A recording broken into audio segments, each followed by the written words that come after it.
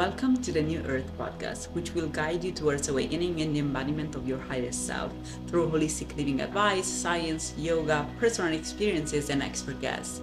Let's grow together and build a new Earth.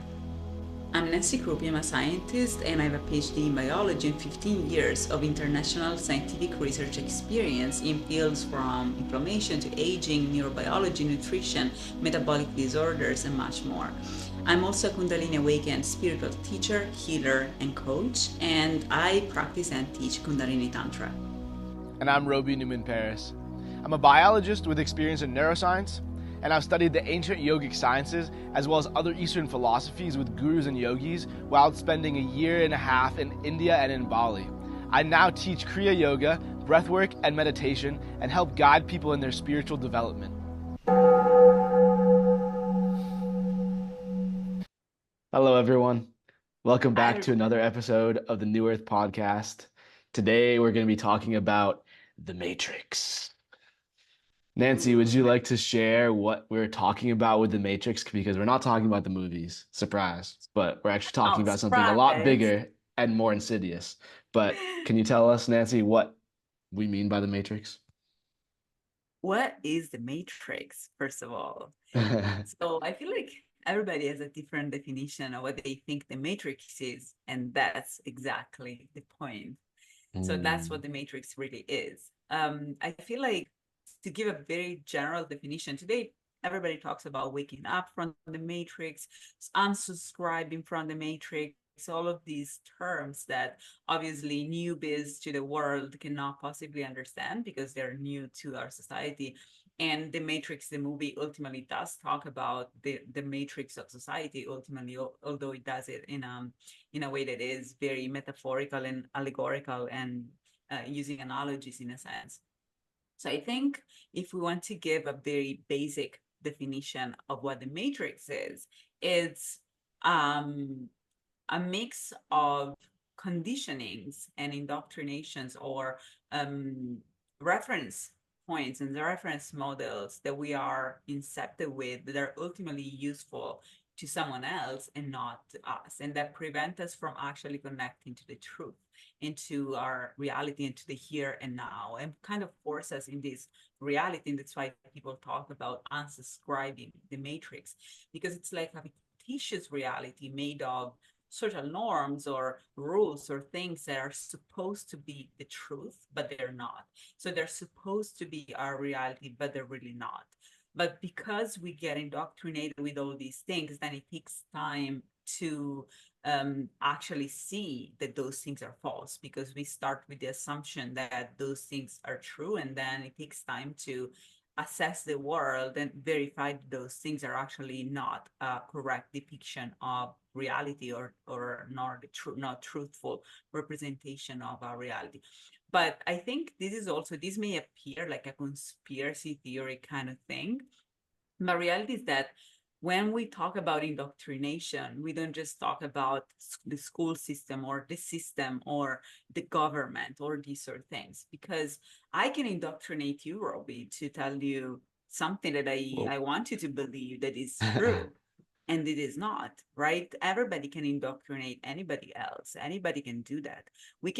Any one of us could go around in the street and start telling people a lie, and people believe in it, and then they start acting because of it and based on it. And then it will take time to everybody to kind of assess and figure out, okay, this was fake news.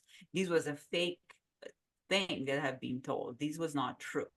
And so everything ultimately contributes to creating a matrix. And so it really depends on the context, on the country you come from, or the context you live in, the kind of family you have, how many people you have around. If you're very isolated and you never watch the news, still you can be in a matrix. So it's not just about the matrix as a society as a whole, but it's really any form of fictitious reality that ultimately is not useful to you, but it kind of puts you in a Truman Show, to cite another movie that talks about the concept of matrix. We're talking about a lot of movies today. I love this. Yes, what is your concept, Robbie? So yeah, to step away from the movies, I know we talked about The Matrix, we talked about Inception, we talked about The Truman Show. But the interesting thing with these movies is that they're actually pointing out some little kernels of truth about what this matrix actually is. So if you look at them from the awakening perspective, you start to see, oh wow, this is actually showing me something that I can learn from that's actually trying to help people. But it's something that, 99% of the population is going to miss. But it's just interesting. I wanted to just point that out before I continued. So basically in the process of growth and development, starting from a young age, we have a lot of ideas that we're exposed to. And these ideas can come from many different sources. When you're a small child, they come from your family, maybe they come from your friends. The more that you integrate into society, the more different types of information you're exposed to. You can say television now. I mean, young kids just have an iPad in front of their face. They're watching YouTube videos and they're getting YouTube ads, and that is already beginning this process of indoctrination that you were talking about. But the more older that you get, the more different sources that you have, unless you are living in a cabin in the woods. But I'm assuming that's not any of you guys that are listening to this podcast. And if you are, then congratulations, you're on the right steps to distancing yourself from the Matrix. But to speak to everyone else, this comes in the form of any kind of media that you consume. So it could be from television, not even just the advertisement, but actually the television programs themselves. The ideas, like, if you're talking about like a sitcom, for example, the ways that those different characters are interacting with each other, the ways that they're referencing different models of society and different like archetypes. This is a really big thing that's even harder to point out, because obviously if you're watching a commercial, you're saying, okay, like 9 out of 10 dentists recommend Colgate. You're like, okay, well, can you show me these dentists? Because you never do. It's only just the person saying that there's 10 dentists, but I don't know if I believe that. But then in the TV show, you're kind of more put into the first person perspective, where you're like, you start to identify with these characters, and when they start acting certain ways and they start putting different beliefs out there into this whole sphere of existence, it's easier for you to believe them because you don't see that line of separation between yourself and them. And that's really what it comes down to. It's what beliefs from the outside you choose to believe and you choose to integrate. And a lot of times this happens unconsciously, right? Because, we have a lot of forces out there that are very good, very persuasive at marketing, at sharing ideas, at convincing people to believe what they want people to believe. And because of this, it can be very hard to sort through all that noise and to understand, okay, this I believe because someone told me. This I believe because of my own personal experience. This I believe because it resonates with my inner self. Usually it's like some percentage of each of those. And to really understand where that first source is, where that, like the inception of that idea, to go back to the movie analogy, came from, you need to really be aware and present. Um, so it really comes from all of these sources. And, when by the time you become an adult, you have all of these ideas about what the world is that just, create your reality. And they form the structure around you about how you view everything, how you interact with other people, what you think the world is, and not even just in a physical sense, but in a very like subtle sense, like how you think social interaction should go, what you think your own value is, what you think your role is in the greater structure. And a lot of these things are what other people want you to believe. So the matrix is kind of, if you separate through all of these factors, the matrix is the ideas that have accumulated in your field that you believe. And with that being said, I mean, some of them can be more truthful than others, but a lot of them are there to mislead you, and a lot of them are there to kind of keep you in this box. So that matrix of ideas is there to, create, again, going back to the Truman Show, because I think it's a great example. They create this artificial world around you that make you believe this is what the world actually is. But then when you start to awaken and when you start to realize that that's really not ideas that were innately coming from yourself, you start to realize, okay, wow, this is just something that was created for me as like a playground so that I could be a part of this big game that everyone's playing in society. But it's a hard thing to notice, and it's a hard thing it causes you pain also when you start to realize, because you see everything you believed before just kind of like crumbles away. And maybe some things stay because some parts of the truth were ingrained in you from an early age because of, whatever good karmas or good influences you had from around you, or how much you trusted that inner intuitive voice that you have. But a lot of those things can just be, coming just so subtly that it's so hard to pick up on. And then you start to realize you based your whole life around them, and it's a big shock for people when that kind of falls away. Absolutely. And I like, especially, I would like to add something more on what you said about the movies, but also to give some examples to people to understand what kind of effect it had on our society. And it's interesting that, I mean, we are two different generations because I was born in 86, you were born in probably 96 or something. That's correct. Ah, yeah. So we're like, oh, seriously? So we're like 10 years apart. I thought we were like Yep. 12 years apart for some reason. Mhm. So, anyways, um, this is interesting that what I'm saying is that people can actually indoctrinate you. Because as I grew up, I didn't grow up with a lot of TV. I grew up with Mhm. people around me telling me Lucky, lucky. what society is supposed to be, what things are supposed to be like, how I'm supposed to behave with the school system and all of these things, giving me reference models and books, giving me reference models and teaching me the history of society. You instead have grown up with a lot of media and a lot of things. So what has initially happened through word of mouth and through school system has simply been scaled up using the Mhm. media. And so now it's even easier to indoctrinate people. Mass indoctrination, it's very easy because at that point it's not just your family that is told by the government or by whatever things and how they're supposed to be, and they tell to their kids. It's direct to the kids in front of a TV. And so the same knowledge is simply passed on to the new generations in a much, much easier way. So it's interesting how our two perspectives are different because you have never experienced my the beginning of it. The beginning of what you have experienced happened in my generation. And the beginning was not made of TV and media and billboards, was made of families receiving knowledge and passing that knowledge to their kids. And every once in a while, you go watch a movie, but the movies will actually be an awakening way, a way of awakening people. And he said now Mhm. most, not most, but like a lot of movies are still part of this way of indoctrinating people. But again, just not to give some examples. Like I was watching, and this is not to pinpoint to a specific show in a negative way, but because I don't think they were aware of what they were contributing also to do. But ultimately, for example, like I grew up watching Friends. Friends is one of the Mhm. most watched sitcoms ever in history of the world, probably. And Friends was made of these friends, like a bunch of friends, like I think they were six or five, I think six, yeah. um, six.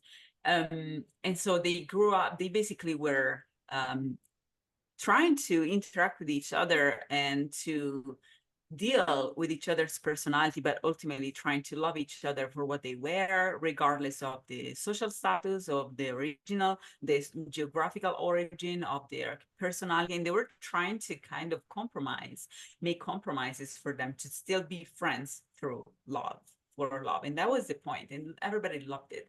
After Friends, which became huge, a lot of other sitcoms have used the same exact format, but they Mhm. have used it in a sandwich kind of way. So sandwich is a strategy that is very much used in marketing.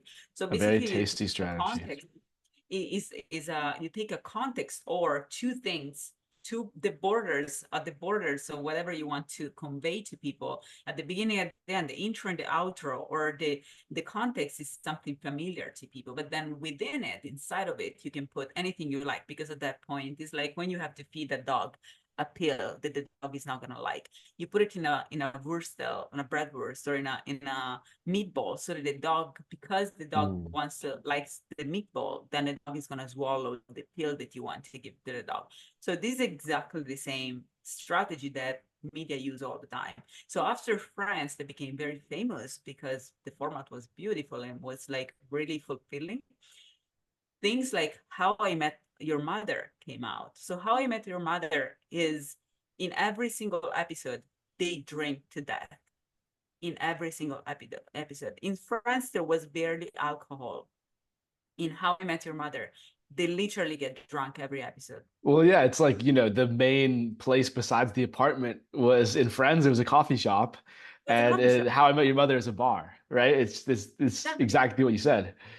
Exactly. And so after that, it is not by chance that everybody started thinking, and it's not just How I Met Your Mother. This has been introduced in so many movies, and that's why now Netflix, for example, it started introducing all those little labels when you watch something. They say, alcohol, cigarettes, so all the things Mm. that you get exposed to when you watch a content, because ultimately whatever you get exposed to becomes your reality, as you said.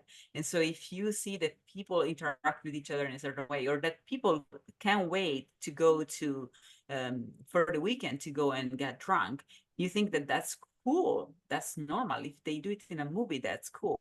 We have a society today that 90% of society is alcoholics, and people who have liver disease, who are seriously have seriously compromised their health because of how much alcohol they drink. What do you think? Why do you think that happened? It happened also because of this. So all of these things, like the Matrix that quoted the Matrix, it's not really just about a fictitious reality. You're like, okay, well, it's it's fake, it's not truthful, right? The problem is that it's often used by corporations to induce people to do certain things. And corporations are just, as we said, as they scaled up of people doing their individual life in their like regular life, because you can get indoctrinated by anybody who can tell you anything that is useful to them. And then you're going to think that's the reality until you get out of the cave and you're like, wait a minute, this was Mhm. false. This was just useful to this person. And if you scale it up in time and you allow people like that to build corporations, they're going to just simply use the same strategy, just more on a massive scale. And so that's where this sort of marketing comes from, because you can use things in any way. Like you can use the meatball with the pill in to heal Mhm. your dog, or you can use it Mhm. to poison your dog. So it's all about how you use everything you have, all the tools you have in your hands and at your disposal. So Yeah. that's really, I would like to talk also later in the episode. I would like to talk more about the Matrix from a standpoint, from a yoga standpoint, from like a standpoint of awakening from the ultimate egoic reality, also, because that's the ultimate fictitious reality that we need to awaken from. Because the very first layer, as we talked so far, is awakening from the gaslighting, which can come from relationships or can come from the system. But then the next step is awakening from another fictitious reality, which is the one that we tell ourselves. Because at that point, Mm. we become dependent from our role in society. Because, for example, in How I Met Your Mother or Friends or all of these sitcoms, and this is just again to give examples of content that we all kind of know about. So it's easier for me to give analogies, but I don't want to pinpoint to any specific show. It's just these are just examples because there are plenty that I will mention. And the thing is that all of those shows or movies kind of portray different characters, different stereotypes. And so imagine a kid or someone that is just stepped into the world and stepped into society, and they are like, I don't know exactly what role I'm playing here. Who am I? And so based on the roles that they see in the movies, they think, okay, maybe I like this role, I should play this one. Or maybe because I look the same or I look similar to this person. And oftentimes all of these, like this again, can be used in a way to direct a certain portion of the population towards certain things, for example, in ways that are actually detrimental for the global population and for people in general. For example, you can get always the blonde with blue eye, or the blue-eyed girl or the blue-eyed guy as the prince, as the protagonist, and then this has a huge detrimental effect. And now in fact we're going towards giving protagonist roles also to blacks and Latino and like other kinds of races and ethnicities, because otherwise every time you see a guy with blue eye in the street, you're gonna think that this guy is better than you, because he looks the same as all the protagonists of all the movies you've seen in your life. And every time you see a black guy or a white or a Latino guy, you're going to think that that person just fits the role, whatever role you have learned. And oftentimes they have not had any role at all in any movies for a long time. And so we really receive all of these indoctrinations that ultimately can also be very detrimental in terms of like racism and discrimination. And we also absorb those things, and we tell each other, we tell ourselves I can or I cannot become this or do this based on the fact that we receive this sort of indoctrination. And because we never see us, someone that looks like us in a movie or somewhere where um, that person succeeds, for example, or becomes the president of the United States or becomes something different than the stereotype assigned to us, like the blonde, right? Then because of that, we think we are not worth the effort to reach anything different than what society already pre-assigned to us and told us we're supposed to be. So all of these things can be very detrimental for our health as well. And it takes years to wake up, and ultimately it delays the development of society and development of us in society, because if you are indoctrinated, as you said, with all of these false things, and then you have to awaken from them, it takes a lot of time and a lot of pain and a lot of suffering. And it takes also cutting a lot of bonds, because at that point, once you identify with your role in society, then you have a bunch of friends around that identify you like that, and they also identify and subscribe a certain reality. And so if you suddenly unsubscribe their reality, you find yourself alone, because people around you are kind of dependent from that reality for their identity. So how do you feel like you started realizing about the matrix, Robbie? I feel like this is a great question for both of us. Well, yeah, actually, that's a perfect question because I did have a personal example that I wanted to share. I just wanted to touch a little bit more on like the whole marketing aspect. There's a lot of things where, you think about marketing and it's like, okay, like buy this food because it's really delicious, but it's a lot of times it's a lot more subtle than that. It's these big brands that try to portray positive emotions and images of people that people want to be like with a certain action or with their product. So it's not necessarily like, oh yeah, like we're gonna show you this delicious hamburger, although that does happen sometimes. It's more about like you see people in this particular environment and they're smiling, or they're doing something cool, or they're doing something that makes you want to be like them. I mean, the real big example is like the Marlboro Man was like a smoking advertisement for Marlboro, the cigarette company. And he was like this really cool guy. He'd wear the leather jacket, they get the sunglasses, he'd be leaning back on the wall like this, smoking a cigarette. And I mean, this was before my time, but many people saw that caricature of this person, and that's how one of the reasons why smoking got this image of, oh, cool people smoke, cool people smoke cigarettes. And that was a very successful advertising campaign by that company. And that's just one example where it's been kind of exposed later that, okay, this is obviously like they're advertising this image, but really that's not what it's going to give you. But there's so many other examples that haven't been noticed that are still doing that and promoting these unhealthy behaviors.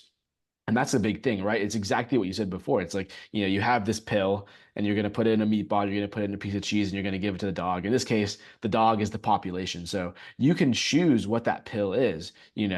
And a lot of times the pill is something that's not serving the general good of people. It's not serving the awakening. It's not serving health. It's not serving wellness. It's serving things that are, corporate greed, or the greed of individuals, or things that will make people temporary money but are actually exploitative. So really these strategies again aren't innately bad, and you can use it again in a good way. If you're trying to help people, you can also use these same strategies, but unfortunately a lot of times they've been used to promote things that aren't actually helping people, that are creating these narratives that, okay, this something is something that's going to make you feel better or make you happy, but maybe it gives you a small short-term burst of happiness, but it's not actually going to get you the results you want. It's not going to make you become this caricature that you think it will, because really that's only a falsification that they've created to make you think a certain way. Um, but yeah, to go into my story, and this actually goes back to, when I was, a child, probably when I was around like 10 or 11. Um, First, it happened through people around me. And just to give a little context, when I was a kid, I was very into science. I would say I was, fairly intelligent for like amongst my classmates. Like I was in, the gifted and talented programs. Not to like brag or anything, but seeing all of these things and understanding, okay, you like science and you're smart. what society wanted from me was to become a doctor, right? Because this is something that would be serving the interests of, the pharmaceutical companies to push medicine, and also to, give me something that was conceivably like a high paying, high status job so that I would feel happy with myself. And this got reinforced by a lot of different factors. There's other, kids around me. And, as a kid, I was also pretty shy. So I didn't have that many friends, especially when I was this age. I mean, it took me a little while to kind of overcome that. That happened a little bit later when I was in high school. But there's kids that I felt like I looked up to a little bit, and they were saying, "Oh yeah, like my father's a doctor," and I'd go over to their houses and see it was very nice, and they said, "Yeah, I want to be like my father. I want to be a doctor too." And I was like, if he says he wants to be a doctor, and this is like what his life looks like now, and this is what he's idealizing from that. I mean, I didn't think that part, but that's what was happening. Then maybe I should be a doctor too. And then to take it even further, there was one particular television show that I really liked. Again, this was probably a little bit later, maybe when I was 12 to 13. It was called Scrubs. And it was basically a drama about doctors, but it was portrayed in a very light-hearted, funny way. Like they were just having these hijinks. They were, having all these like comedic situations. It was like, it was a guy who kind of, resembled me in some senses, with his best friend that he like went to college with and med school with, and they were in the same hospital, and they were, there's some difficult situations, but it was very like dramatized. So everything was kind of happy. And, that show made a big impression on my young mind. And I was like, wow, this is what it's like to be a doctor. This seems like it could be a good life for me. And so for a long time, based on, those factors, put all together, definitely the show is a big factor, and also the ideas of my peers, and other people that were adults that said the same thing as my peers. Oh, you like science, you're intelligent, you should be a doctor. That pushed me to wanting to become a doctor. But this decision wasn't something that innately resonated with me. It was just something that it was a role that society had created that I might have been a good candidate to fill. So I was being pushed into this role based on these external forces. And it took me a long time to really realize that. It was actually when I was in my final year of college, I really started to reconsider all of these things. And it was actually when I was studying for the MCATs, which is like the entrance exam to get into medical school, I started really thinking, and I said, okay, like number one, let's think about what a doctor's life is actually like. Is it actually going to be like this television show I watch, or is it going to be something different? And when I really thought about it, I said, okay, well, clearly it's not going to be how it's portrayed in this show. It's going to be, a lot more stressful, a lot more work, a lot more different demands that, they weren't really portraying. And then I started to think about, okay, but what do I actually want? Why do I want this? What's something that would actually serve me in the highest sense and would fulfill me in the highest sense? And I realized that, becoming a doctor was not something that innately was my own desire. It was something that was put onto me by several forces on the outside. And, I mean, that definitely, like, it was a shock when I realized that, I'd, completed my undergraduate degree in biology. I was studying for the MCATs. This was my plan. Like, this has been my plan for like the past like 10 to 12 years. Like, this was the direction that I saw my life going. And when that kind of like stopped being the case, I was like, I felt lost. I was like, okay, well, this is not going to work, but then where do I go next? Like, there wasn't a clear answer. So yeah, I found like all of these sources that were pushing me to become this wasn't actually innately myself. And then I had this like crumbling away of, okay, well, what do I do? And that led me on the whole journey of, finding yoga, quitting my job, traveling to India, and, trying to find the truth. It was something that really resonated more deeply in me, and something that I felt could be a life calling. And something that was also important was that I wanted to serve the highest good with my life. I wanted to do the best possible thing to help the world. And yeah, what I really found is like sharing this kind of knowledge, teaching yoga, teaching people how to be healthy, teaching people how to heal from their traumas. This is what the world needs more than anything else right now. And that's why I'm on the path now that I am. But it took a long time to get there. And it's still, I still have doubts. It's still not an easy thing. It takes a lot of strength to walk away from these roles that were created by society. But when you do it, that's when you have the chance to really find fulfillment and really use your energy for the highest possible good. Yes, and also like Scrubs was also another one of these meatballs in a sense, because he also kind of portrayed, and you guys can check out the cast online. The protagonist Like looks a lot like me. Just put it protagonist out looks there. like you, is like a Yeah. white guy with blue eyes and with dark hair. It literally looks like you. And you can just find the pictures online and see how the doctors are mostly white guys with blue eyes, and the Latino girl is a nurse. And like all of these predefined hierarchies in society that then we see everywhere, because then a Latina woman will watch Scrubs and she will not think, I'm going to become a doctor. She will think, I'm going to become a nurse. And so now there are like, even now in LA, for example, there are a lot of billboards now, become a nurse. Guess how it looks like the nurse? It's a Black woman or a Latino woman. I don't understand why. Mhm. I mean, Never I a white understand guy, why, right? but like, but like, this is exactly how the world works. And so we keep being given with all of these very subtle messages that we don't understand how powerful they are in shaping us. And it takes time, and especially it's not, this looks like something to promote uh people like they look like you to become more successful, but it really is not, because ultimately Scrubs portrayed the job of a doctor as a very fun, cool job in which you're very useful. Try to go to a doctor in LA. 99% of the times they're just going to prescribe you a pill. I just had a woman Mhm. who is doing the like a procedure, like a reset your body group cleanse with me. She went to a doctor and the doctor found a stone in her gallbladder, and he told her, oh, we can cut it out, you don't need your gallbladder. Like as if we have things we don't need in our body. We need everything that is in our body. Like, let's have a lobotomy then. So like we literally need every single piece of our body. And so this is not really how doctors look like when you actually go to a doctor. 99% of the times they just prescribe you a pill, or they are forced in a sense to just do what the hospital want for them to do, or what the pharmaceutical companies or the insurance company want for them Right. to do. So Because they those are don't the really ones that are have actually paying their bills. exactly in their salaries. And so they Yep. don't actually have the degrees of freedom that are portrayed in these sort of movies. And so even getting a white guy with blue eyes to become a doctor is still a form of inducing someone into an abusive situation, because you will think, oh my gosh, I'm going to become a doctor, I'm going to become this incredible person that is going to help people. And once you're actually there, you have invested 15 years of your life, $300,000, and you have a loan and all of these sort of things. And at that point, you kind of have to be the doctor that you wanted to be. At that point, you have to just be the doctor that they want you to be. You're kind of trapped. And so all of Mhm. these indoctrinations we receive through movies and through a lot of different ways ultimately kind of lead every one of us towards the position that we are expected to have in society, or that society wants for us to have. But that position is almost never a position that is truly enjoyable and truly useful to society. It's always useful to the corporations that fund the marketing, that fund these marketing campaigns, Musk does, Hollywood movies, Musk does.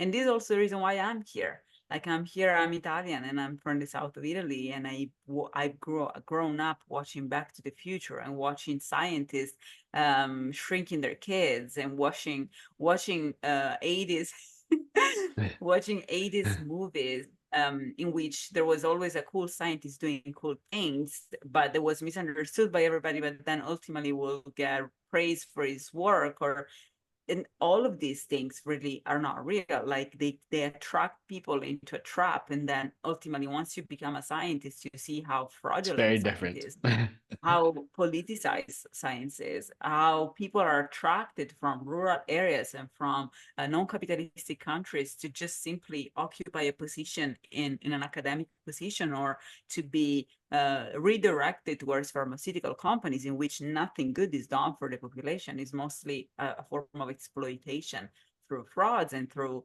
various forms of manipulation of data, or politicization. I'm not sure I'm saying it right, of the Understandable. messages, the articles that academia, or like governmental institutions, or whomever behind them, wants to give to the population. And so all of these things, even for the protagonist, this is, I guess, what I'm trying to say. Even when we see that there is someone who is the protagonist, then we kind of perceive the whole thing under a discrimination kind of lens. And so this society that we at that point kind of fill out based on our ancestry or based on our geographical origin or based on this sort of like how we look like and our skin color. Regardless of that, beyond the fact that it's discriminatory, still even the protagonist is being discriminated, because in some way it's still a way of channeling people from the population into job roles that are really not what they're supposed to be, and they're not truly useful and they're not truly enjoyable. But because of that, and again, it takes time, because at that point you become dependent. Imagine, Robbie, if you had become a doctor, if you had invested $300,000 in a loan and 15 years of your life to become a doctor. At that point, you have built a whole bunch of like social network and relationships and a life. Maybe you have kids, maybe you have family, and you have a social status and you have a social role, and all of those things are what you identify as yourself and what you get income from. So once you're in that kind of situation, that's already a trap. So it's difficult to get out. And so unsubscribing the matrix is extremely difficult, because it requires you to unsubscribe completely the entirety of the things that you have created for you to survive until then. And so if you cut roots completely from your community, from your population, from the population, from your family, then you find yourself alone, marginalized, or it's very difficult to actually survive in society once you unsubscribe the matrix. So that's why so many people, even if they realize that the whole thing is just fictitious, they do not unsubscribe the matrix, or they start pretending, because it takes a lot of courage, and it takes a lot of resourcefulness and a lot of resilience to get out of the matrix. And it takes a lot of love for the collectiveness too, to like understand, I don't want to do this. I don't want to make the world worse. I think a phrase in this sense specifically that stays with me all the time. It's a phrase that Eckhart Tolle said in one of his books. I believe it was The Power of Now or The New Earth. I don't remember. And the phrase is that you just have to decide that you don't want to create any more pain. And I feel like that's where I also decided to cut myself out of the matrix, because I was like, I do not want to create any more pain. And so from then on, I started trying to avoid everything that will force me in a way or another, directly or indirectly, to create a world that is suffering, that is in pain, that is where even just one person is suffering. And so I feel like that really has become the seed of my fractal from then on, that is determining how I make choices in my life. And I would like to touch back because we are talking about the societal side of it, but I think also to get to the egoic perspective later on, we will need to really go back to not only the scaling up of these egoic strategies, because these are ultimately egoic strategies simply scaled up at the level of corporations, which are becoming right now the new individuals that are perpetuating themselves in society. And so if you go back to the individual level as people, we constantly create this fictitious reality through these indoctrinations, but not only through that. Some of it comes from the inside, because ultimately, again, these are a reflection of something that is inside of us, which is the ego. And so all of us have this kind of inner need of creating this grandiose reality or this role in society that to cover up for the actual pain, for trauma. And we talked about that during the episode. I think it was the third episode on the ego and trauma. I think that And was the third so one, yeah. I think. And we all have this inner need to cover up for the pain, the trauma of the Big Bang itself, that is traveling through the universe and is really like expanding us through traumatizing us. And because of that, we have this need to embellish our reality, to forget that we're actually being traumatized. And so I would like to go back to how you have unsubscribed or realized you were in a matrix, not just from a media standpoint, from a societal standpoint, but from a media, from like individual relational standpoint, like through your family, through your reality, more as an individual and in a small community than as a citizen in a in a society. Well, I think what you said, the quote from Eckhart Tolle was really powerful. And I think that's something that, like, I kind of said this already, but what I realized is that, my time here is very limited, right? Like we all only have a limited lifespan, whether you believe in reincarnation or not. This person, Roby, this person, Nancy, we only live one time. And because of that, our lifetime is the most precious commodity that we have. And what I really realized is that I need to be spending that commodity in the best possible way to better the world that I live in. So when it came down to that, it was like a search, right? So I had to leave behind the things on a personal level and on a societal level that weren't serving that, whether that was giving up my dream to become a doctor, that was really not my dream, but was a dream that was incepted into me, or quitting my job, or, stepping into the unknown and not knowing how I was going to make money, not knowing like what the next steps were going to look like, whereas before I had this path to becoming a doctor. It was like, I knew what every step was. I knew what I had to do next. It was very well laid out, but that's like the well-trodden path. But when you go off that and you pursue your individual heart desire and your own true purpose, you're walking your own path. No one's walked that exact path before. There might be some people you can look up to and say, okay, this guy is in a position that's, kind of similar to where I want to get to. Let's see what they did. But it's never going to be exactly the same for two people. So the way that you get to your end is very different from the way that I'll get to my end, and the way that this other person will get to their end, if they're all truly following, that call of the heart, that personal mission in this world.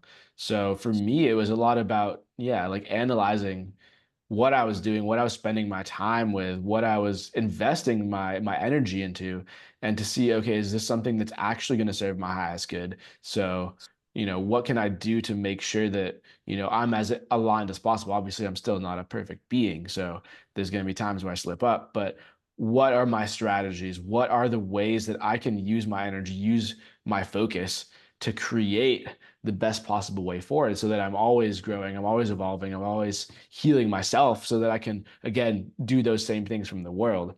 Um, One really interesting thing that I think, and this is something also that my guru has said, like, a lot of people think that, they need to be really, really involved in the world and need to be involved in massive projects of change to be creating the most positive impact they can. And while that is important, truly the most important thing for each and every one of us is to heal ourselves, because that's going to just change the energy that we're putting out into the world on so many fronts. Like if you actually want to help the world, you need to help yourself first. You need to pull yourself up by your bootstraps, heal your traumas, understand your ego and how it controls you. You need to move out of the patterns that are holding you back in ignorance, holding you back in unconsciousness, holding you back in pain, and take the steps you need to conquer those. And then once you're in that place, both internally you'll be in alignment, but then also externally you will be able to find the right way to help in an external sense. So where I'm at right now is like kind of, I am still doing internal work. I think that that's a very long part of the process, and it's not something that you should ever really stop doing. But, my external work is starting to match up more, that, I'm teaching yoga classes. I'm helping people heal from their trauma with, what I've learned from, my gurus and my teachers when I was traveling. And even before that, I'm using powerful techniques to both help myself overcome trauma, help myself stay out of the ignorance, and then also sharing those with other people, because I know how much they affected me and I really believe in them and I'm passionate about them. And I know that I can help other people by giving them the opportunity to use these techniques that I've also been able to use. So I'm doing that. I mean, obviously, we're doing this podcast to help educate people in a more long form way, just, using our words as tools to maybe give people little pointers on the way to heal themselves and to help themselves and to grow, so that we can all grow together, doing things, with planning retreats, planning courses. All of these things are helping people to heal. All of these things are giving people the opportunity to absorb that information of, wow, I do have this wound. Wow, I do have this trauma to heal from. how can I do that? And then, giving them also the tools so that they can do that in a way that's worked for other people. Because, when you first start off on this journey of healing, it can be a really hard place. You don't really know how to do it. You need some pointers, you need some tools. And it doesn't mean that the same tools work for every person, but, I think especially between us, we have so many different types of tools that, I think putting that together, there's so many different ways that people can absorb information from all of these different sources of knowledge. And that's been what I really felt. And, I think my journey took me from first, like, I saw a lot of destruction in, the natural world. And as someone who, loved nature, loved animals from a very young age, at first I kind of thought my path after, giving up becoming a doctor was going to be, kind of some kind of conservation biology, working to heal the natural world. And I do still think this is a very admirable path to go down. But when I started to analyze it myself further, okay, what's actually causing these environmental issues that we're facing? What's causing the extinction and endangerment of all these species? What's causing all of this plastic pollution, all of this global warming that we're seeing? And what I really saw was that it came from ignorance. And the way that ignorance was perpetuated was from unhealed wounds and from people not being in alignment with themselves. Because if you're truly in alignment with your higher self, with your love, with your compassion, you just wouldn't act in a way that would damage the world around you, because you would see it as part of yourself. You'd see it as necessary for your own survival and also the survival of everything else that you love in the world. And so in order to get past that, you have to conquer your own unconsciousness. And so for that, I was like, okay, I could help in a very just purely physical sense to, educate people on the environment and help do cleanups and help protect species. And that's still, like I'm saying, that's still a very valuable career path that we need people to work on. But for myself, and based on my own skills and my own heart's desires to help the world, what I saw was that the role of a teacher was more suited to me, where I could help people to heal and to teach people techniques to better themselves and to step out of their own unconsciousness, to heal their own traumas. Because once one person starts healing, they'll be more healed in society, and more people will start to mirror that back. Because again, going back to the subject of the matrix, right? Like it's all just this conglomeration of all these different sources that are creating this world that we live in. And when more of those sources are healed, healthy, happy sources that are in alignment with them true selves, then there's more change that will happen. It's like exponential, right? So you start off with just a few people being in true alignment, being healed, being happy, being awakened, and they, have a social sphere of maybe, let's say, 100 people each, right? So maybe they're not awakening all those people, but they're putting that energy out there, and those people are also going to start on this process more and more. And I've seen this with other people that I've been very close with, especially like my mom. Like, she definitely absorbed a lot of the energy that I had from my own like awakening process, and now she's on her own journey in a very like true and authentic way, and it was very beautiful to see. But let's say then there's this 100 people around you, maybe only some of them are going to get to the point where you are, some of them are going to help themselves a little bit, some of them probably there's too many other negative forces around them, they're going to stay in their unconsciousness. But still, it spreads like a ripple, and the more and more people that start to heal, the more and more people they can also help to heal. So it's about creating those ripples. It's about creating this different way of looking at things. There's other kinds of role models, other forces, taking out the damaging pill from the cheese or the meatball and putting in the awakening pill instead. So that's what I personally wanted to dedicate my life to. That's amazing what you're doing. And obviously I agree. And this the reason why we're having this podcast, guys. Is just a way of spreading the vibration of peace, of really enlightenment, and the sattvic energy that we always talk about, which is the highest form of yoga, like spiritual energy in a sense. And so this is really like, I love what you just did, that you put together these two things in a way that was just beautiful. I'm gonna just provide the additional link that puts everything together. Because once we heal, ultimately what the universe is trying to do is actually to heal from the Big Bang, which has been a trauma that is traveling again. And I always say that, I talk about it in my book, The Fractal Universe, that you can find on my website.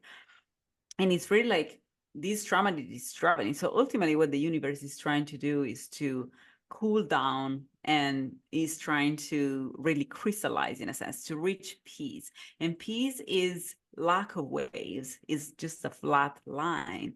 Peace is low temperature. Peace is crystals like salt. Peace is inert matter. Peace is things that just have stopped reacting and acting and just are simply a piece, like your mind piece, not physical only. And so this takes a lot of shapes, but it is like crystal spread.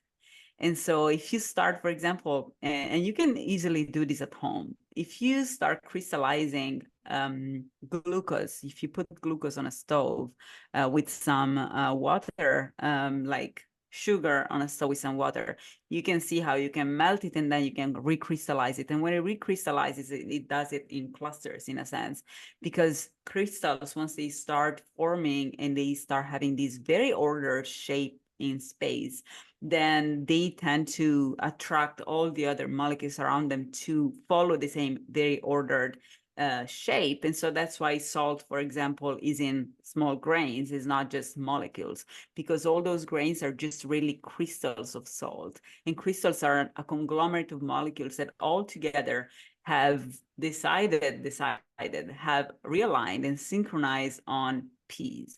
And so that's what you need to do for us to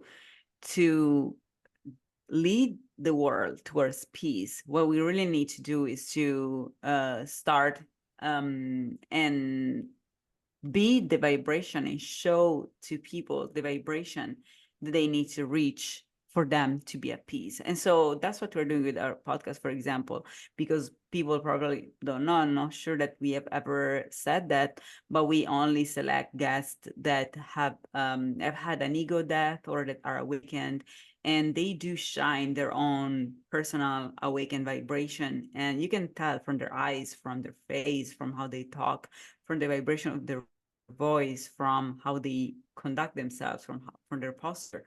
All of these things are really a reflection of their inner peace or their inner unsubscription from the matrix. And so because of that, we're really trying to shine on the world the vibration of peace, the vibration of people who have freed themselves from the matrix, who have awakened from our society, from the gaslighting, from the ego, and from all the different forces of unconsciousness that we have.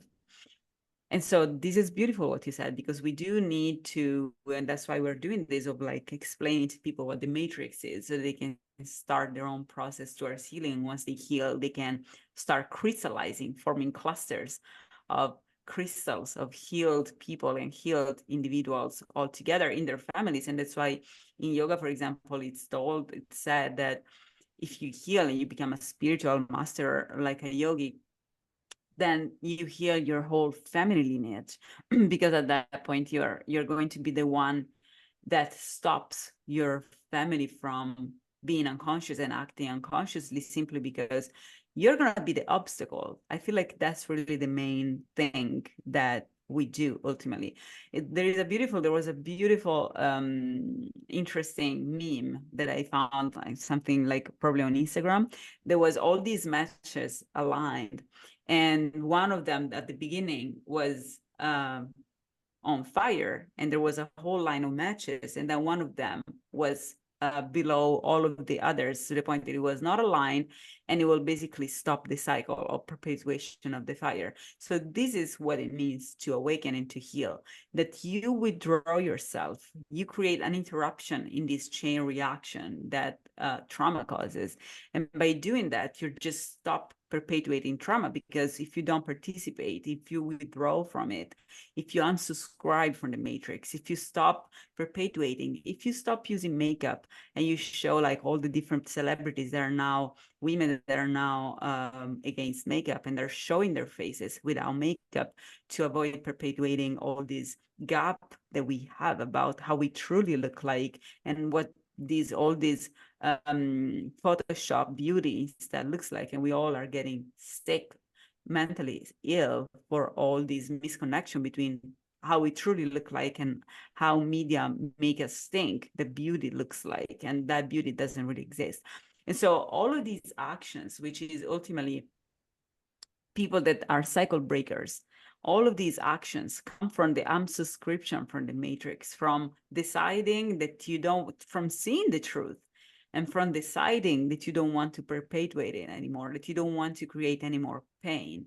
And once you do that, it becomes just easier for things to stop because you're just creating an interruption in the chain reaction. And by doing that, the chain reaction keeps perpetuating itself, but it's contained. It's like creating a channel around a wildfire. So that if you surround it with nothingness, with emptiness, the fire ultimately is going to destroy the forest, but only in that point. And so it's not going to spread any longer.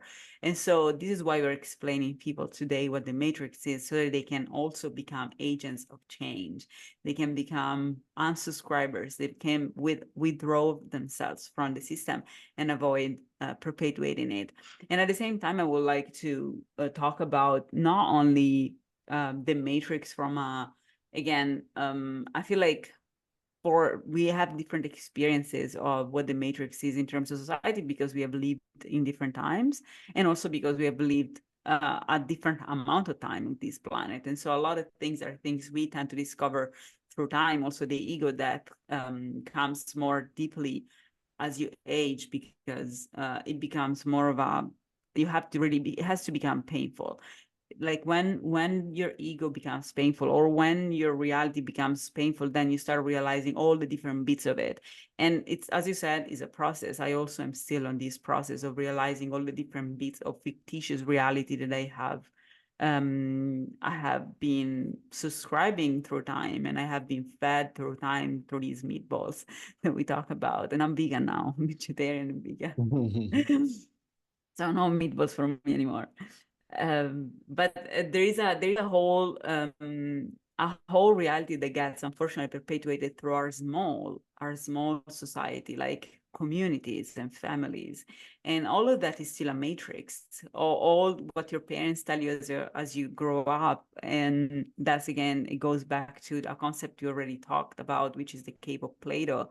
So until people are in that cave, that's the matrix. That's really the matrix. People are in a fictitious reality created by their families, by their community, by their teachers, their grandparents, everybody that in some way is part of the matrix and perpetuate the matrix. They also indoctrinate us on the matrix. And sometimes they're not really subscribers of the matrix. They're simply people who benefit from us subscribing one. And so we always will encounter people who always try to perpetuate a reality that is ultimately not beneficial for us or not good for us. And one of these is called patriarchy, and we live in it. And it's a society in which really, like, we are told like constantly that certain things are normal and they're not at all, or women that are strong, and I am a strong woman, and I'm very awakened and very intelligent and resilient, and because of that I've encountered a lot of obstacles in my life, because we live in a society that ultimately, historically, I'm divorced too. Like, historically, divorced women have been always marginalized through in different society. I had a Korean roommate, and she didn't even tell her parents initially that she had divorced, or her parents did not tell their friends, because in Korea, divorced women are really marginalized by society. And so this is just a simple example of the problem, is that when you live in a society that is ultimately a farm in which women are considered sources of children and men are considered bulls needed to make these children, so that you create more taxpayers and more consumers and more patients to feed the system in the future, then it's when you have a woman that unsubscribes from that system, that says, no, I don't think this is okay. I don't want for my children to become militaries for you. I don't want for my children to become employees for you. I don't want for my children to become agents of pain for you, or unconscious people who go through suffering for you. Then once you have these sort of women that unsubscribe from whatever form of social norm, from marriage to having children, or even just the patriarchal setting in general, then these people tend to be always marginalized, or to encounter a lot of obstacles in their way, because we live in a patriarchal society. We live in a society that is mostly based on the fact that women are docile and cutie and sweeties. And because they're sweeties, they're easier to conquer. They're easier to manipulate. They're easier to become the wifey. They're easier. They want men. They want watch Barbie. I think Barbie is the one of the best movies of all times that really explains our patriarchal society as a whole. And that's another form of matrix. So we have a lot of these things. And unfortunately, that starts in our families as well. I remember as I grew up, I've been raised in a weird way in a sense because I was the first child, the first grandchild. And I feel like my dad really wanted a boy and he didn't have one. And so I feel like I've been raised by a lot of men, by my uncles. And my dad got me a motorbike when I was in middle school without me asking for it, like things that usually kids cry for. So all of these things, but I remember that when I started driving, I had a lot of like my boyfriend would tell me all the time that I wasn't a good driver. It took me a while to understand that I'm actually an incredible driver. I could be a pro driver. But all of these things are incepted to us in by society, by our families, by our boyfriends, and that creates the matrix, the fictitious reality. And then we think we have to step into this role of the cute girl. And then women, because of that, never acquire their power, never become the full powerful being that they can be as adults and the full real agent of change and leader that they are supposed to be for society. And that removes a lot of good leaders from our society and allows a lot of space to people who should not lead instead. And so this is another form of matrix, but there are so many different types of indoctrinations and fictitious realities that ultimately are not good for us, are not positive, are not empowering, are not empowering. I think the main word that I would like to touch on is the word empowerment, because ultimately how to recognize, I think this is also something I would like to tell people. How do you recognize the matrix? Because it's easy to say if you watch a movie, if you see things, but ultimately we are so much into the matrix that everything we do is part of the matrix. The makeup we put on, the way in which we wear, we kind of clothes we wear, the outfits we have, how we our gestures, our way of communicating, the fact that we have podcasts, all of this is part of the matrix ultimately, because it's part of how we think we should do things, how somebody told us that we should do things. And it's really not the most powerful way, maybe. So everything potentially is like a Russian doll kind of box, like a Chinese box kind of thing. And so how do you recognize that you are in a matrix of whatever kind? Like it can be societal, it can be relational, it can be your egoic, uh, simple like cage. How do you recognize that? I'll give my own way, you give your own way. Yeah, I mean, it takes a lot of awareness. And I want to just go back and touch on a couple things you said because I feel like you said a lot of things and there's a lot of important things in there.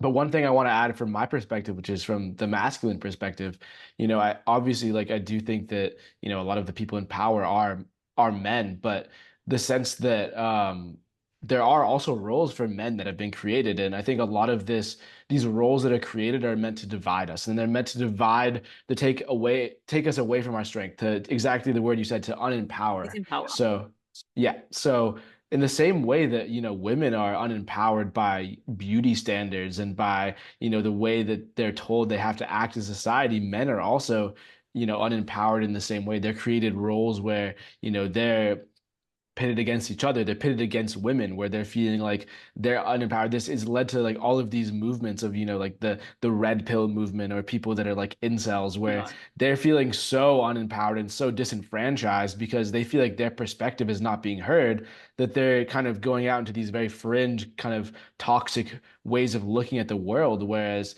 really the way that we overcome this has to be together, where, both people are representing the divine aspects, because there is divine feminine, there is divine masculine.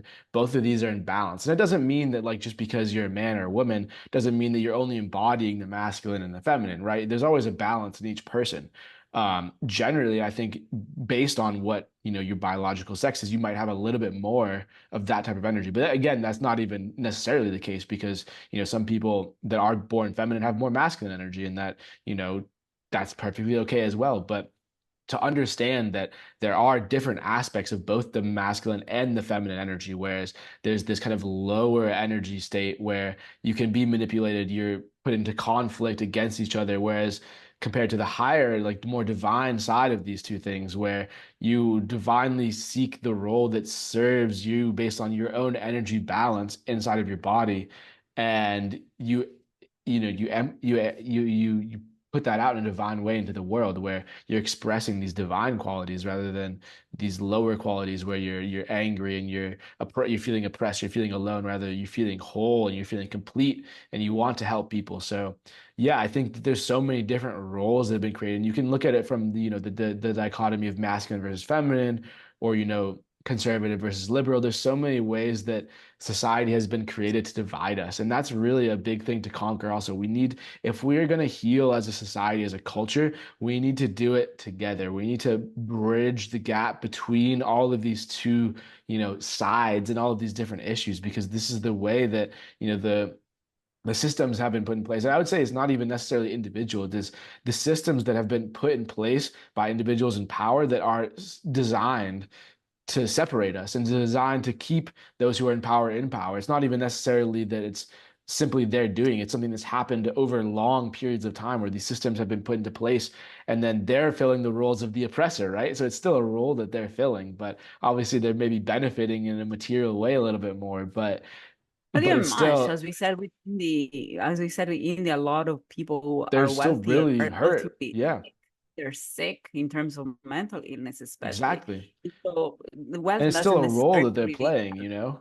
And it's that yes. role that they've been put into that it's causing them to feel the suffering and to feel not fulfilled and not understand the truth of what their being is and what the reason for their suffering is. So it's kind of eliminating these roles that are forced to hold us in place and stepping forward in a more holistic way where we're collaborating and we're working together to overcome our difficulties rather than being pitted against each other for things that are seemingly differences, but really are just most of the time it's just different ways of expressing the same thing or different ways that so that the individual's trauma is manifesting in their experience. But the key to both is healing the trauma, and that's what will bring us together. But before we end this episode, I also just want to talk about a little bit about the yogic science of the matrix, because this is something that is talked about, in the yogic texts, and it has a term that's associated with it, which is the term Maya.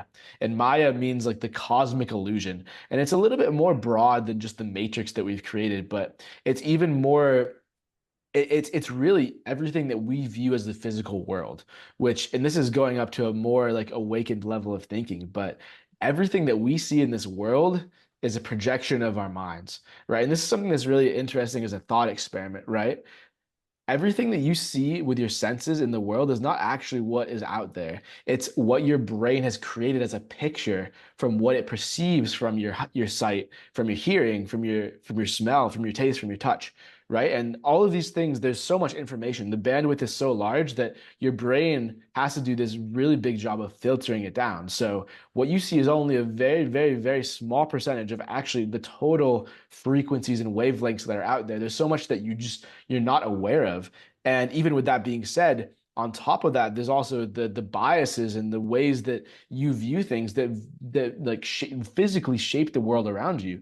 And what this is termed in yoga is Maya, and it's this force of illusion, and it's a very attractive force. So this force keeps us stuck into these patterns, into these roles, because we see it as just so believable and so real and pertaining of so much value. Like, you see money, you see, in the ancient world, like gold, you see this thing that's so shiny and valuable, but really it's just it's something that's created this image in your head, and, gold by itself has no value. It's just the value that we've put onto it. So understanding that Maya is this force. It's not inherently an evil force, but it's something that allows us to be in this physical world in the way that we are. But it is something that you really need to understand if you want to like get further in the awakening process. Um, I remember there's one particular image from one of the books I read that was describing, one disciple, his guru's description of Maya. And the guru, like the disciple went up to the guru and asked, like, can you tell me like what is Maya? And as most gurus do, they like to, teach by example, not necessarily just gives you the answer. So the guru went up to a cactus and he hugged the cactus and he wouldn't let go. And the disciple went up to him and is like, Guruji, like, why are you hugging the cactus? Can't you see the spines are coming into your body? Can't you see it's hurting you? And his guru just ignored him. And then eventually he was able to pry him off. And the guru said, this is what Maya is. It's this force of supreme attraction. But what you can't see when you're in the force is how much it's actually hurting you and how much pain it's causing you. Because really, when it comes down to it, the force of Maya is the force that makes you feel like you're separate from everything else. And this force of separation is what causes the pain. Because when it comes down to our true highest nature, there is no separation. We are all one. We are all connected. But this feeling of separation that Maya creates, that allows us also to have this world of separate objects, this world that we live in where we're all individuals, that allows us to have all these structures, it causes us pain at the same time.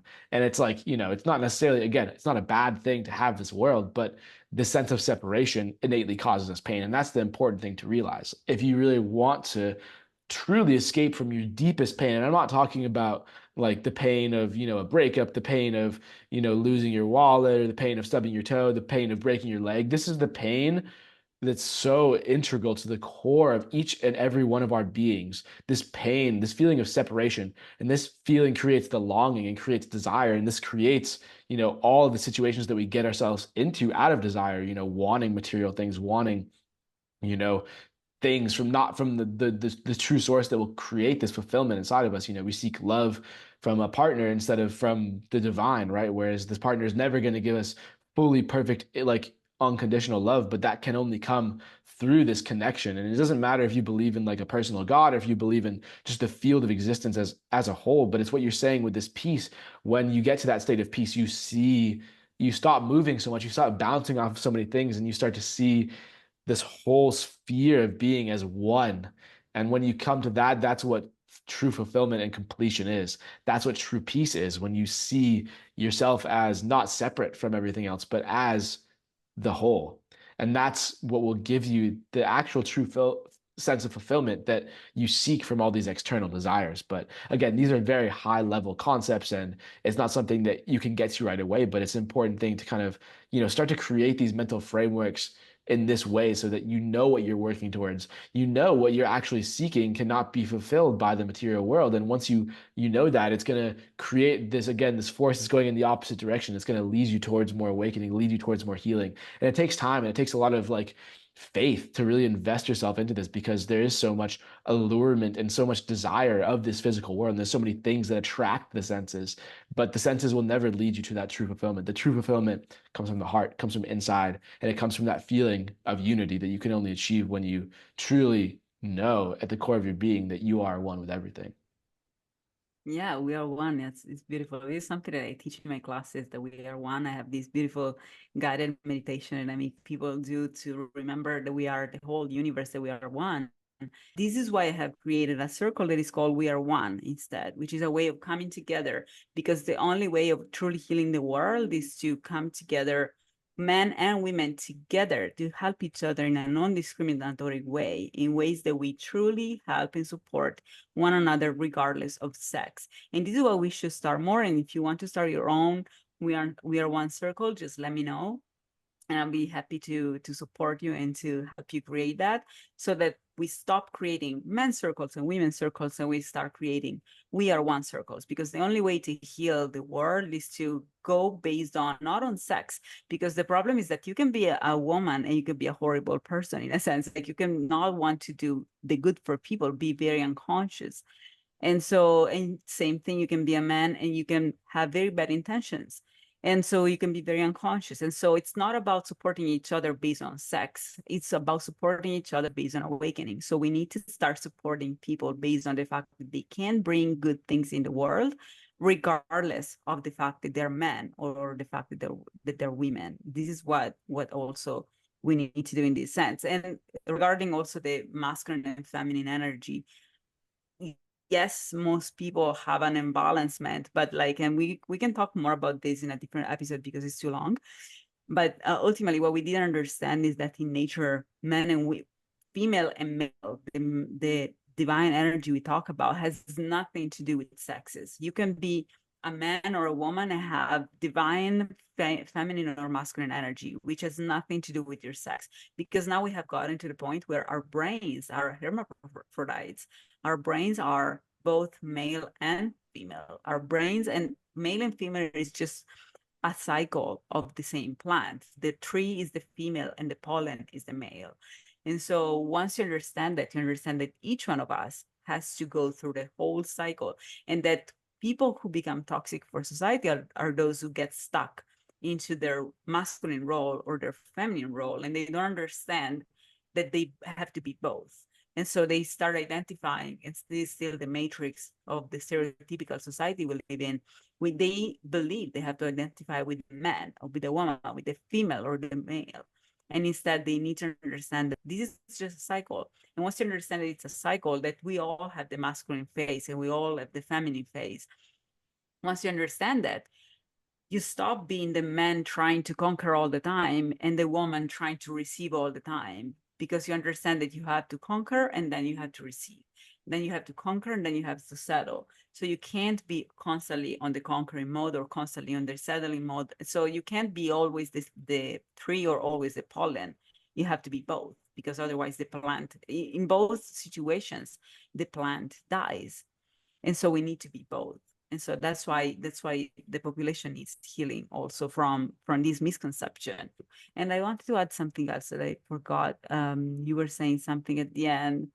Talking Yeah, about about the Maya, force of Maya and talking the force about of Maya, because Mhm. the perceptions, all our perceptions are ultimately driven by also evolutionary purposes in a sense. And so Mhm. we don't understand that, for example, we are attracted to things that are good for our survival or are good for our health or for our survival. And we are repulsed by things that are bad for us, or sometimes we are repulsed by things that represent an initial trauma, but maybe are things that we need. Let's talk about psychedelics, for example. The peyote cactus, I've never used it, but like I think I've been told it's very bitter. And so I'm sure that if you're in the desert and if you find a peyote cactus, which is it contains a psychedelic compound that makes people reawaken to the spiritual world. And if you eat it and it's bitter, like you will never eat it unless you truly need to, unless you truly are in a situation in which you are in the desert and you're lost and you don't know what else to eat, and you will eat it. But ultimately that takes you to the consciousness of the whole, maybe, and allows you to awaken. And so there are things that we are repulsed by because ultimately they're not necessarily good in the short term unless we are really in a mess. And there Mhm. are other things we're really attracted by all the time because they allow us to reproduce. For example, being attracted to the other sex, or being attracted to certain physical characteristics, like being attracted to men who are very physically athletic, or be attracted to women who have who have larger hips because they're good mothers. And so all of these things that we don't realize that they are a matrix made by our senses, by our perceptions, that come from, there is a reason why we are attracted to those things. There is a reason why we see things in a certain color. There is a reason why we can perceive certain wavelengths and not others, because certain things are useful to us in the short term, but there's a lot of things, for example, food, like we are attracted to colorful fruit. And so the point is that we see the fruit as colorful and we like that color, but the fruit may Mhm. not have any color. Like bees, for example, and dogs and animals, they perceive the world in a completely different way as Oh, compared to us. have you seen a picture? It's like using an infrared camera that shows how bees see flowers, because the flowers are specifically designed to attract the bees. And when we see flowers, we see them as beautiful, but it's like 1/10 as beautiful as what the bees see. I think is just so beautiful. Because they see like a target, basically. They have, Yeah. because the bee is supposed to, they have co-evolved, right? And so because the bee is supposed to go where the pollen is, so the whole flower looks like a target with the center, which is the point where the bee has to go. It's like nature leading the bee, come here, right?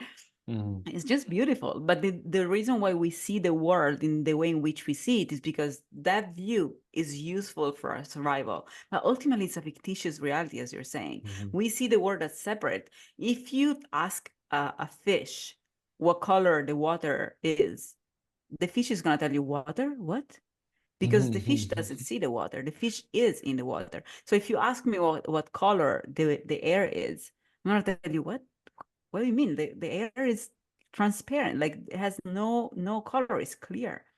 But if you go on the moon and if you look at atmosphere, the atmosphere has a color, has a density, has a thickness.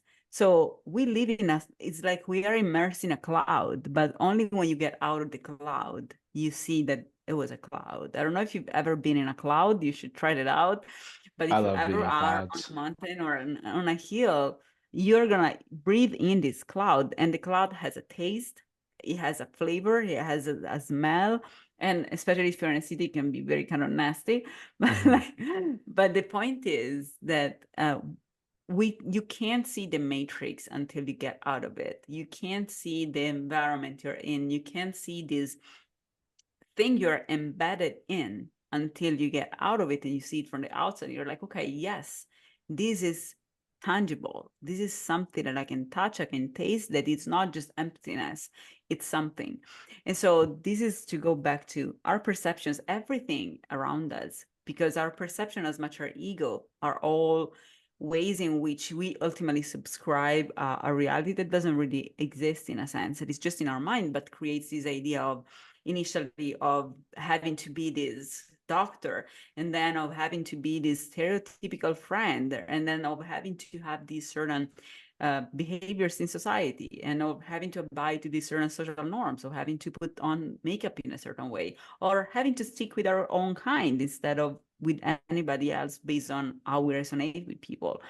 And all of these misconceptions are just incepted through our ego and through not necessarily incepted by someone against us, even just ourselves, even the way we exist. And by existing, we are fed misconceptions about our reality, which starts from our skin, the idea that we're separate from the world around us and from everything else. And if you look at the world in terms of density instead, if you start visualizing the world on a scale of density, you're gonna see that it's all a matter of, like, it's all a matrix of things that in certain points, so certain points are denser, like are the human body. Certain parts are even denser than that, like the trunk of a tree. Certain parts are even denser than that, like a metal.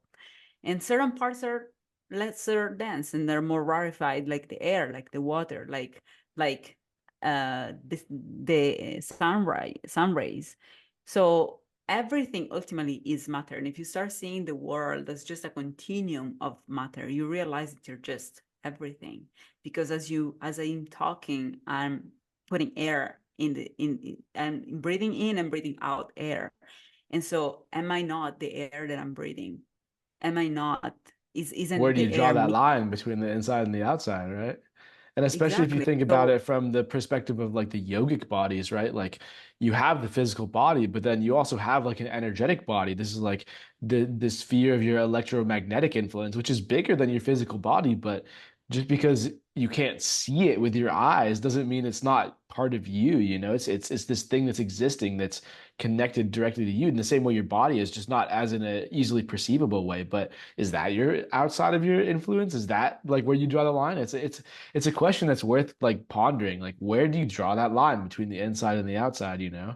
And you could even say, oh, is it maybe just inside my brain? Maybe this whole thing is just a vehicle. It's something that, homework assignment for all the listeners. Take a moment in your meditation and try to find that line between the inside and the outside, and maybe write in the comments if you found something interesting, what you experienced. yeah. And if you don't find that line, you have awakened from the matrix. All right, on that note, I think that's a great point to stop. I think this has been an amazing conversation. Thank you so much for this time, Nancy, and I hope that all the listeners got a little bit closer to that step of awakening from our conversation, because that's always our goal. And Absolutely. let's all get out of the matrix together. Let's all take, what was it, the red pill or the blue pill? I don't remember which one. But let's all become Neo and get out of the matrix. Come on. What are you waiting Let's for? get out. Let's get out. Get I'm out looking now. for Morpheus. Thank you, Morpheus. And if you guys have not watched that movie, because a lot of Gen Zs have not, please do watch The Matrix, the first one, because like beyond the the analogy and metaphorical vision of it, it's really like if you go to the root of it, you're gonna see that a lot of things actually are a description of our society that you may find out about in 20 years. So it's good to start now to kind of get imprinted.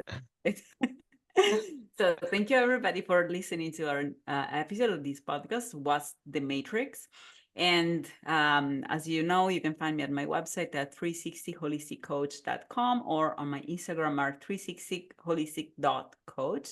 And you can find Robbie at his Instagram as well at Robie Newman-Paris, my full name. And I just want to take a second before we go to just promote something else that Nancy and I are working on. I mean, this episode will be going out very soon, so that for all the people listening, there is still a chance to sign up.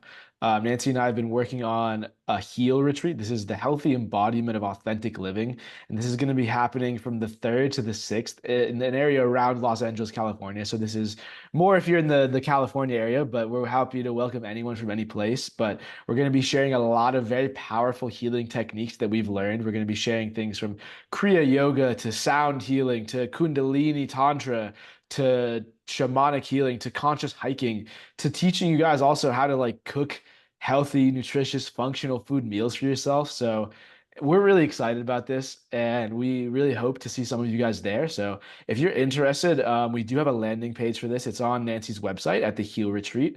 And I'll put a link for this also in the description for this episode. So if you're at all interested in going, please check out more information that will be provided and feel free to reach out to us with any questions about this retreat as well. And we'll be happy to answer them. And yeah, we'd hopefully see a couple of you guys there in October. from 3 to 6 October 2024. Check that out. Let us know. And thank you guys. Thank you guys.